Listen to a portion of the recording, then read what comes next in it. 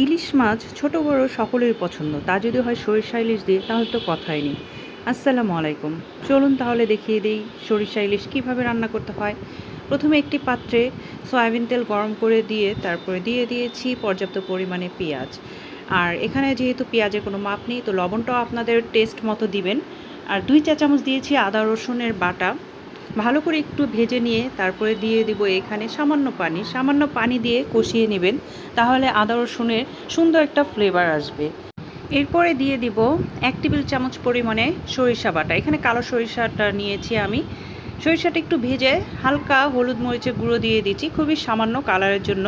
তারপরে সব কিছু ভালো করে কষিয়ে নিব সামান্য পানি দিয়ে। যখন দেখবেন তেল উঠে এসেছে তখন আবার পরিমাণ মতো পানি দিয়ে দিবেন। পানিটা কিছুটা গরম হওয়ার পরে দিয়ে দিচ্ছি ইলিশ মাছগুলো।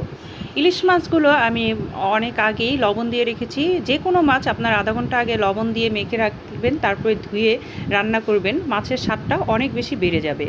বলক চলে আসলে দিয়ে দিচ্ছি কাঁচামরিচ। আমরা অনেক বেশি ঝাল খাই না, আর বলক চলে আসলে যদি কাঁচামরিচটা দেন তাহলে এর ফ্লেভারটা অনেক সুন্দর হয় তরকারি। আপনারা এভাবে দিয়ে দেখবেন, অবশ্যই ভালো লাগবে। তারপরে যখন পুরো পানিটা শুকিয়ে উপরে তেল উঠে এসেছে তখন নামিয়ে নেবেন। কেমন হয়েছে অবশ্যই জানাবেন।